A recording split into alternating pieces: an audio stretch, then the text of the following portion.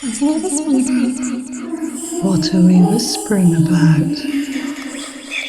I just think this area, even though I've looked it up and I can't see anything supernatural there, but to me it feels like it's a real hotbed of things going on there, and they want it protected. It's important to them, that area. It's very important to them. I'd be really interested in going to Elfwood Yes. and sensing into the place and connecting with the fairies there and asking them more about how we can help.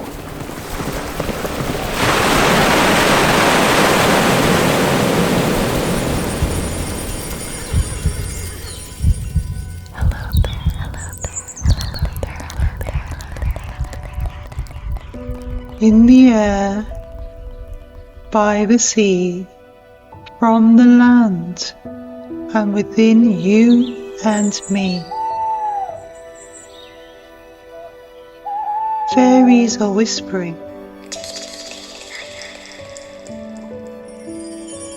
This is Claire Casely, and I am a fairy whisperer.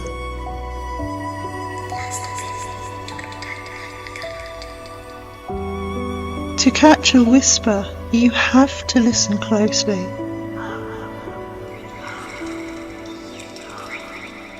Listen with me.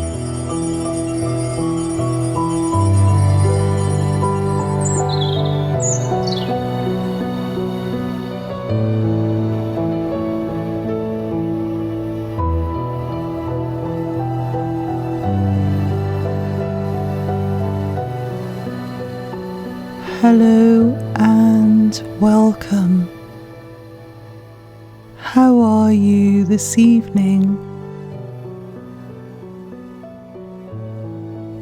Earlier in the summer, I interviewed Lauren for episode 50, which I called Elfwood.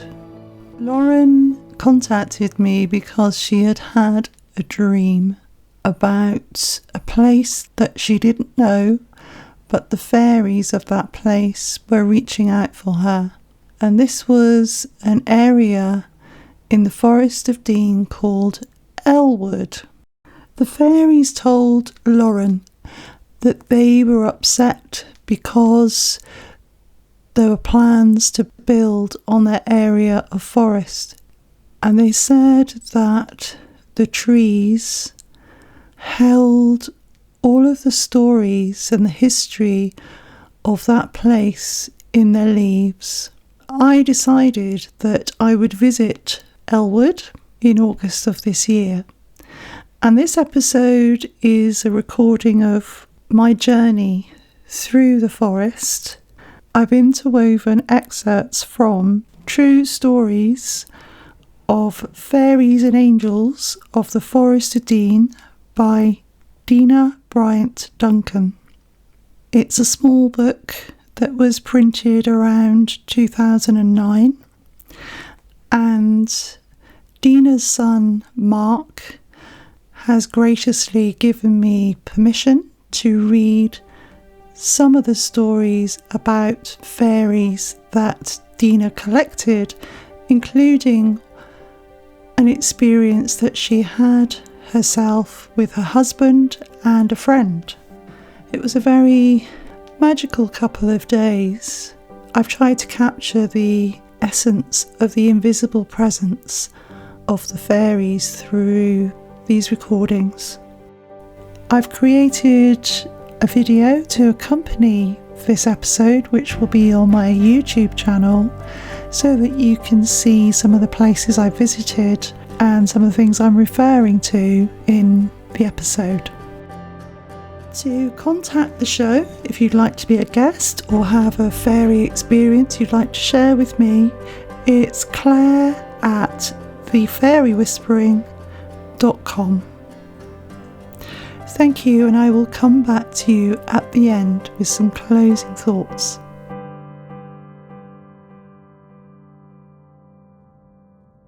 What do you feel they or want you to do? I just think it's to do with the trees. They don't want them taken up. It's very important to them. Something that I didn't mention from the dream is that I saw another Fae being, but it didn't seem to see me, didn't seem to notice me. It was just going by its business, coming out of one of the trees and doing its thing. It did it twice in the meantime I was talking and just went back in. Another little Fae being had really white, kind of like mad professor hair, just going about its business. I just think this area, even though I've looked it up and I can't see anything supernatural there, but to me it feels like it's a real hotbed of things going on there, and they want it protected. It's important to them, that area. It's very important to them. I'd be really interested in going to Elfwood. Yes. And sensing into the place and connecting with the fairies there and asking them more about how we can help. Have you connected with them again and said, how do you want me to help? Yeah, I always try, but I never get anywhere. It's almost like they come in to me whenever they want. I don't have any control. I can never seem to connect. It's just when they want to, they drop in. Okay. Yeah, and it was just because he kept saying they have a certain, well, he said the leaves rather than the trees have a memory.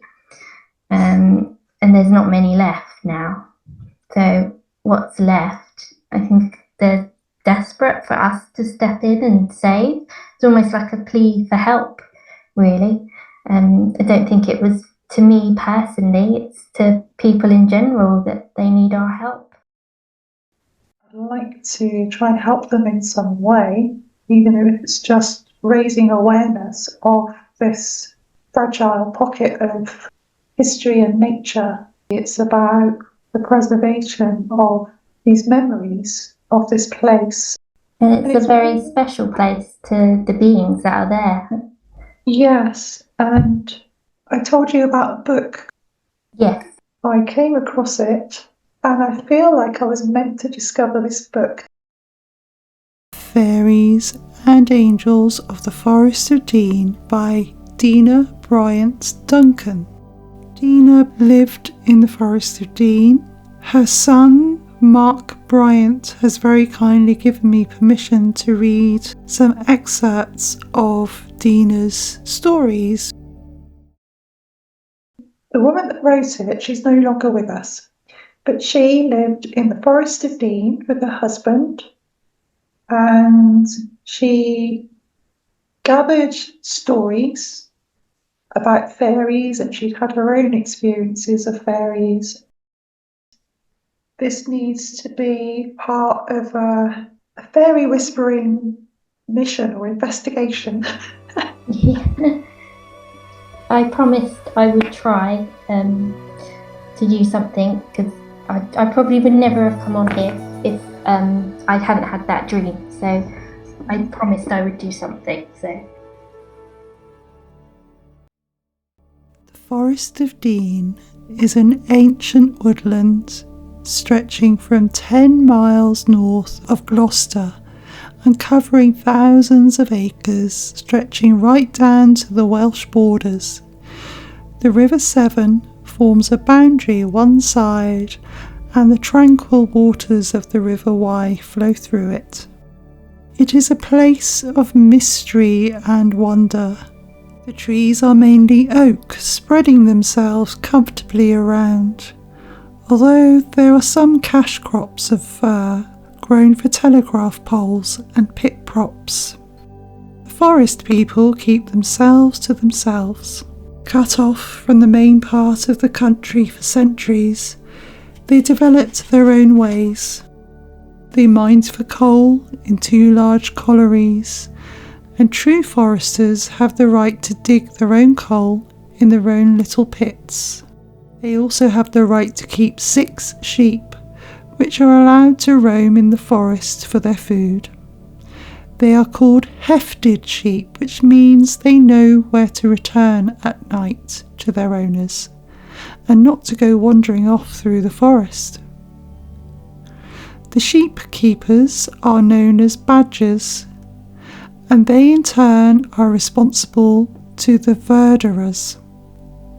These men are in charge of a section each of the forest and meet at a special court at Speech House, a large historic building in the centre of the forest, where a verderer's court is held every so often.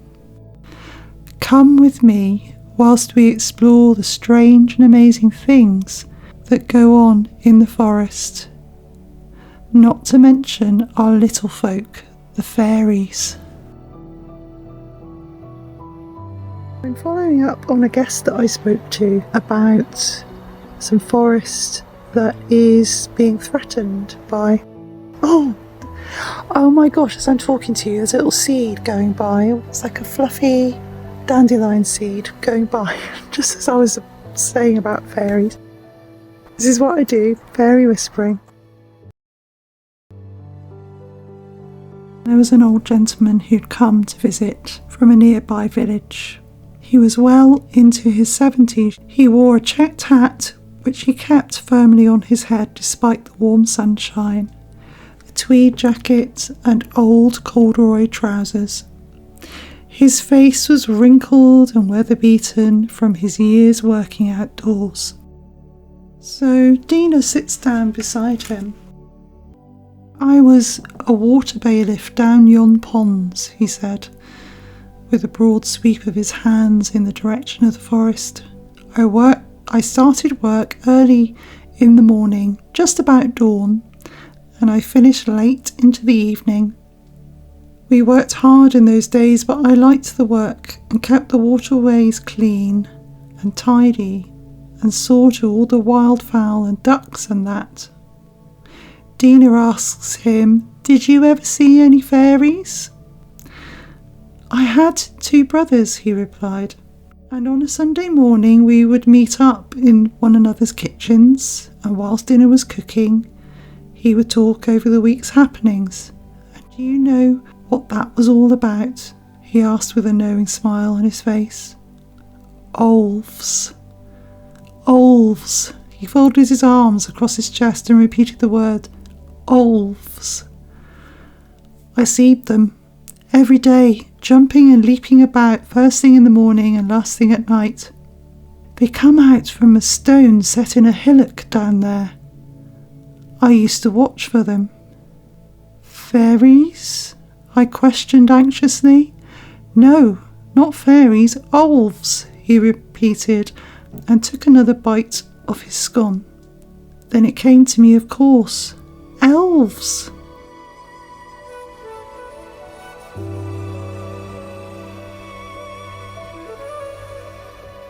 Okay, I'm going to ask my dowsing rod, because there's several paths here, which one to take. So which path, which direction do I need to go in?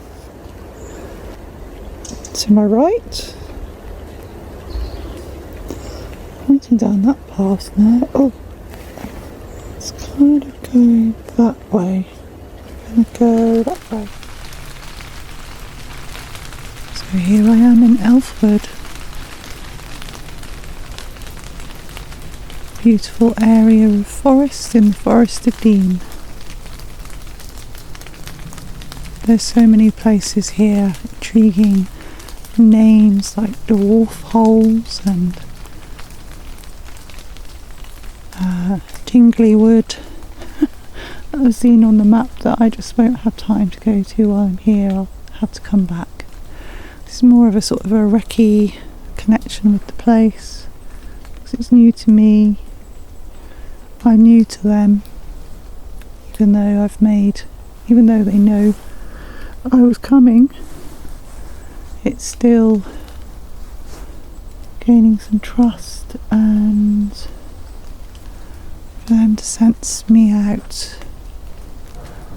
I just saw a deer on the way down the path I'm on now.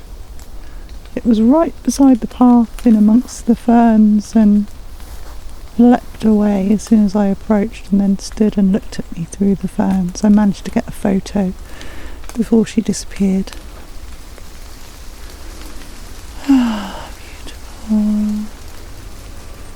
Some lovely old tree faces here, looking out the woods at me from the bark of the trees. Okay, I'm going to carry on. According to my guest that I spoke to about the dream that she had, is the fairy said that the stories of this woodland are in the trees and in the leaves of the trees. Look at all the millions of leaves here, all the millions of stories there are about this woodland.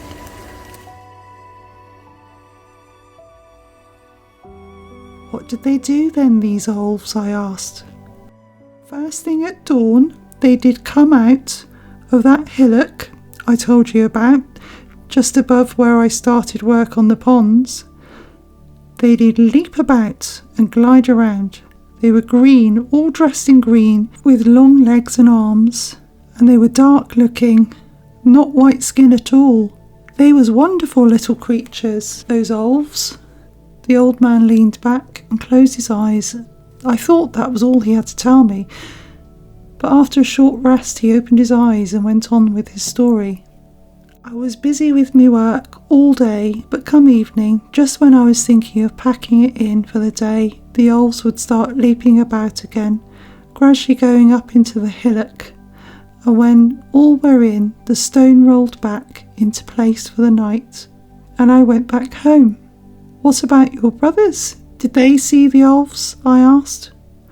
Oh, aye, he replied with a smile. They did see 'em all right. They worked nearby, and they saw him like I did. In fact, on a Sunday, as I said, we gathered for a glass of beer and a chat at one another's kitchens. And that was all we talked about, the elves. But have you seen them lately? Do you still go down there, although you have retired? I asked, pouring out some more tea for us both. Oh, aye, them still there, according to local folk, but I don't go far these days. I often think back to those days and the elves.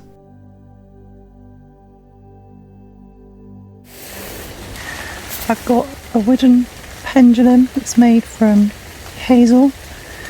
Hazel is traditionally a divining wood, and I carved a burnt an owl and the symbol, the Owen for hazel.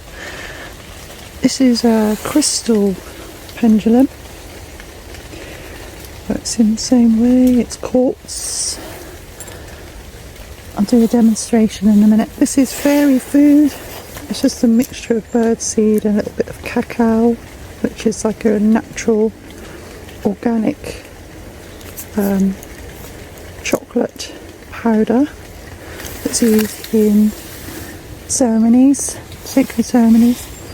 I've brought a collection of crystals. I've got lots of crystals at home, so I just intuitively brought some crystals and some little stones that I've picked up. Oh look, it's got a little face on it. I've picked up on my travels over the years. I've got a wand. I make wands. Bought some gifts, so as well as the crystals I've got some coins, because fairies like coins, so I'll leave one of these coins in his face.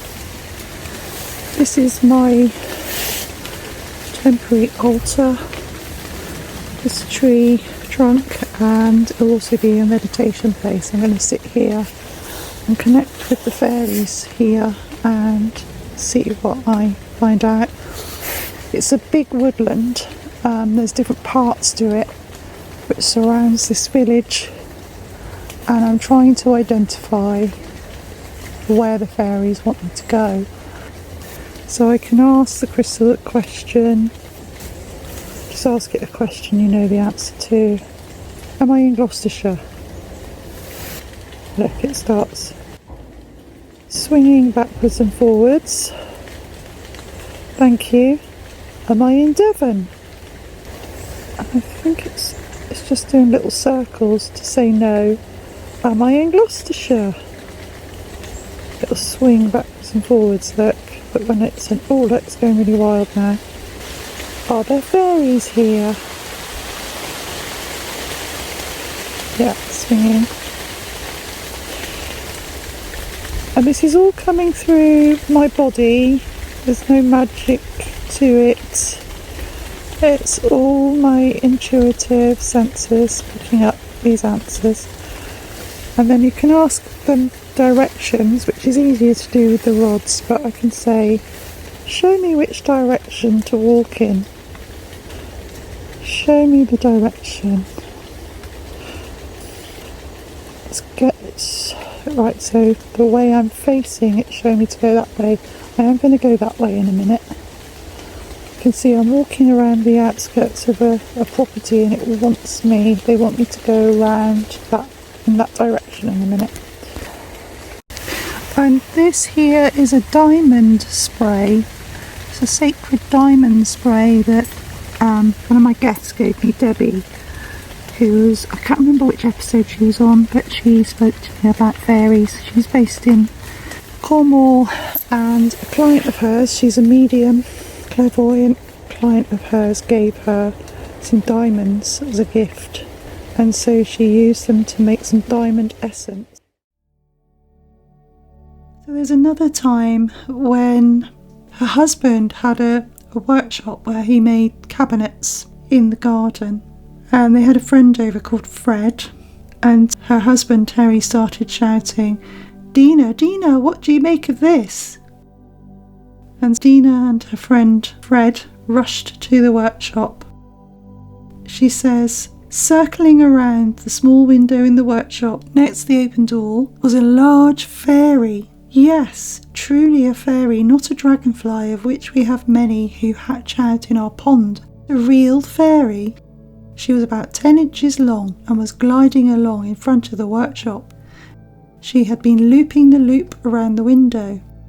Was she trying to get in to see the fairy paintings Terry was framing? All we know was that Terry had been aware of something flutting around the window and had looked out expecting a bird or something, and had seen this small creature in the form of a lady with wings flying about outside. That was what had made him call out to me so urgently. As I stood there, utterly amazed, she glided past me in the direction of the conservatory. I was able to get a clear view of her. She was about 10 inches long and had a perfect little body. She was not a child, as depicted in various Victorian painters' works, but a real-life little woman, with curves in all the right places. Her hair streamed down her neck, and she was dressed in a clinging silver gauze type of long dress. Her wings were folded behind her back as she glided along, just above my head. Her head and arms were bare and were stretched out in front of her. I watched spellbound as she completed her gliding movement across that part of the garden, then vanished, as I have said, just by that conservatory window. What do you make of that? I exclaimed to Fred. Don't know, I was bussing to see the cat, he replied. But he had seen all right. I know that for a fact. Saw and was not committing himself. By this time Terry had joined us outside his workshop. He wore his customary white apron over his checked shirt and trousers. Well, I never thought I'd see that, not in a lifetime, he exclaimed. I saw something looping the loop around the window, and that's what made me look up. Much too big for a dragonfly, and she had a body. He wiped his brow with the corner of his carpenter's apron. Phew, I think that's enough excitement for one day. And we all laughed and went into the house for a cup of tea. But I, for one, shall never forget her. You see, now I really do believe in fairies. When I arrived into the Elfwood, I just walked for about 5 or 10 minutes and I found a tree stump, and I decided to sit there and close my eyes and meditate and connect with the place. I asked what the fairies of the place wanted, and they said healing. So I remembered my Rahani healing skills that I have, which is to do with love energy. It's pink energy from the angels of love and the universe. So I channeled some of that. It's similar to Reiki, it's just a different branch of healing that I learnt about a few years ago after I'd done my Reiki practitioner healing. So that was good to use, and I left some gifts for the fairies. I left a coin. They wanted the copper coin. I had some silver coins and some copper. Probably because of the minerals here, and perhaps they have an attachment to copper in this place. And I left 3 of my crystals and some birdseed, and I put those at the entrance to what looked like a gnome home, which is what my friend John Springer called holes in the ground that are under little small mounds and tree roots. Yeah, so holes in the ground that are under tree roots. John Springer called those gnome homes. That's where I left the offering, and then I just continued to wander using my dowsing rods, and seen some lovely flowers and clover and a deer. I found a pink flower in my hood, which when I took off my coat fell out of my hood, which was really funny.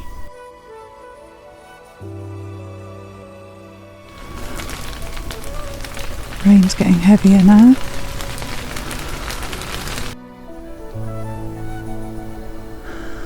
I'm still walking through the Elfwood, different parts of it, as I walk along the edge of a very steep valley. I can't see the bottom of it, it's just enshrouded in trees. It's quite dark down there. There's a little bird alarm calling my approach, and my dowsing rod has led me this way.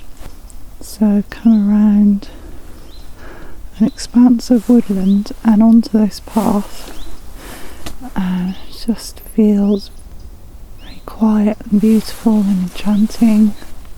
To my left there's what sort of tree is this? Birch tree that's got some bracket fungus growing out of it. It's really beautiful, really intricate. So I'm going to follow this path and see what's down here. I mean, you can see it's the remains of industry here, so I expect there's been mining off the pathway that I'm on. And yeah, ideal place for fairies to hang out. Very secluded. I like to ask out every now and again, is there anyone here? Could you make your presence known somehow to me?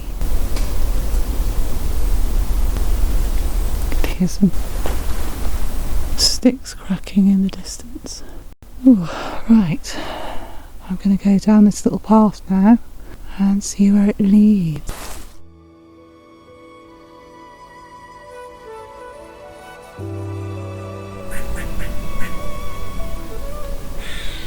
There's an angry squirrel behind me, up in the trees. I'm on the last part of my walk.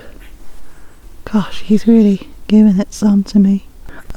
I've stopped by a patch of pink clover at the start of this path that I'm now taking, which I hope will take me back to my car. And there's some big clovers here. I was wondering if I could find a 4-leaf clover, fairies, please.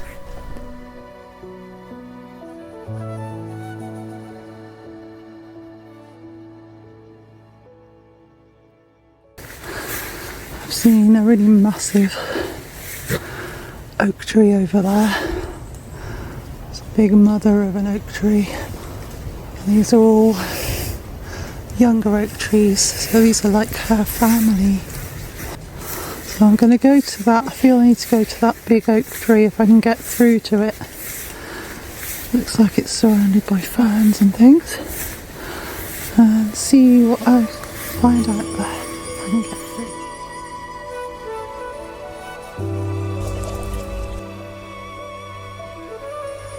Stood under her branches and it's just huge diameter. I mean, it must be, I don't know, 50 feet, something like that. 50 or 60 feet. Her branches spread out to. It's huge. It's just massive. This is definitely a mother oak. And there's lots of younger oak trees behind her. It's like a gateway between her trunks. This tree, see little faces and things appearing. Old tree. Amazing. Okay, I'm going to stand here for a moment, see what I pick up.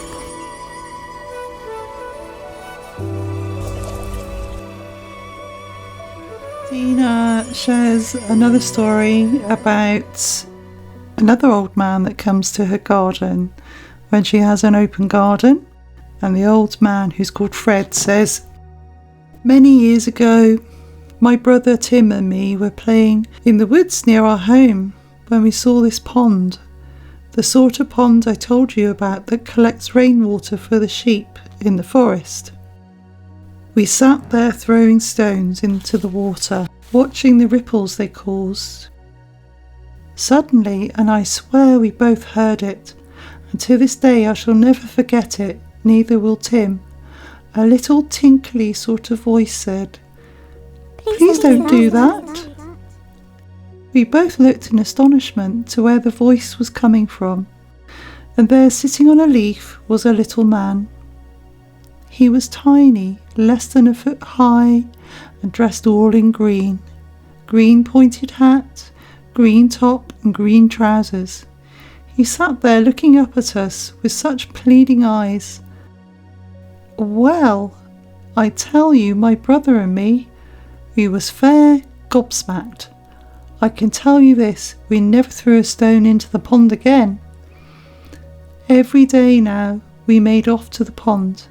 Mother was only too glad to see the back of us, but we never told her, of course.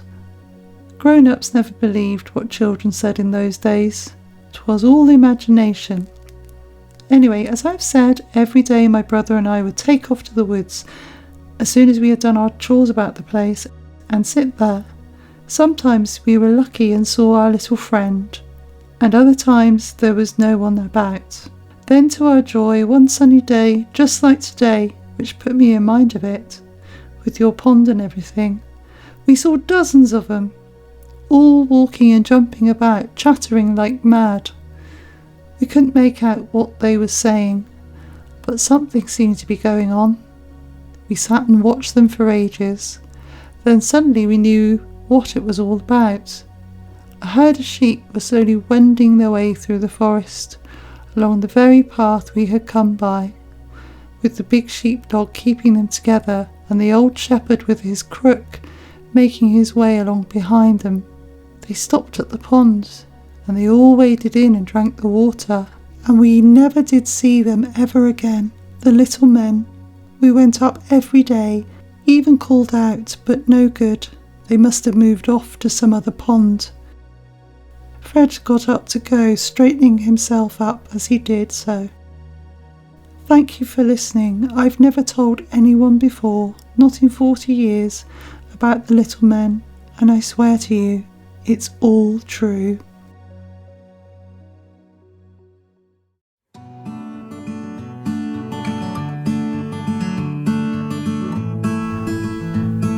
second day of my visit, I went to Clearwell Caves because I wanted to go down into the underworld of the fairies. And then I ended my visit by going to Soodley Ponds, where I found a very interesting yew tree.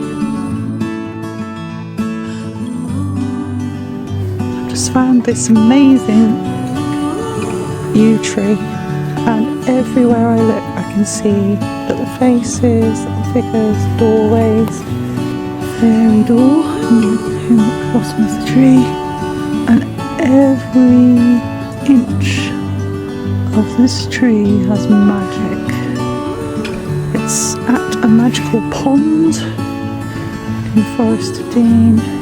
No idea how old this tree is, hundreds of years old, and it really drew me to it. If you look up, you can see lots of shapes that like fairy faces sticking out. I've been doing some photo magic with this tree, creating some imagery I'll share later. Wow.